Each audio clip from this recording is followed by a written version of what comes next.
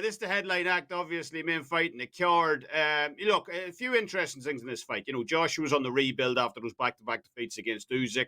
And he faced a fighter in Otto Wallin this weekend who, consistently goes under the radar as well. I cashed a massive plus 380 ticket on Wallin to win by decision back in September against Murat Gassiev. Gassiev, an extremely heavy-handed puncher in the ring, likes to get in on the inside, start shoveling in those hooks. But Wallin did what he does best. Very tricky fighter, employs a lot of movement. He frustrated Gassiev through it with that jab. And that could well be the case here on Saturday as well. We know Joshua's had more than a difficult time against southpaws of late. Granted, Usyk definitely isn't your average southpaw, but these two fighters know each other extremely well. Joshua and Wallin fought against each other in the amateurs. They've sparred dozens and dozens of rounds in the pros as well. So I think that, familiarity will almost breed a sense of caution from both fighters in this one. Wallin's a live underdog to me this weekend. He already beat Gassiev. He arguably should have beaten Tyson Fury as well.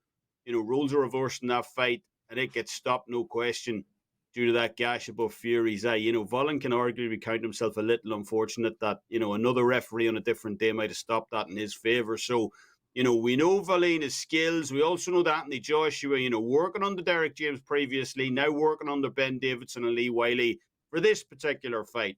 Rumours already go back to Derek James, but he probably should adopt a more front foot heavy approach in this fight, given that's what gave Wallin issues in the second half of his bout against Tyson Fury.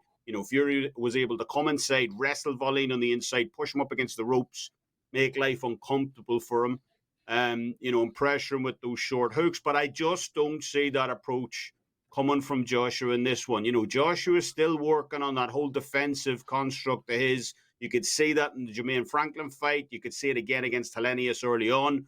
So I don't see him suddenly flicking the switch here and turning into the aggressive Joshua of old. So I see this one going the distance on Saturday. It's something I've already bet as well. And in terms of a winner, I do think this is a razor close fight. If this was a fair fight, I honestly think, Wallin's live in this one. That battle of lead hand position and the more mobile jab.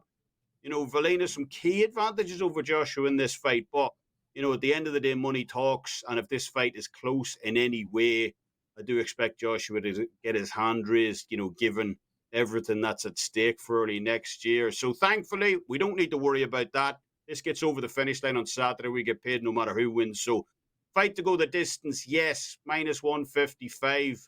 Another play I like for this weekend.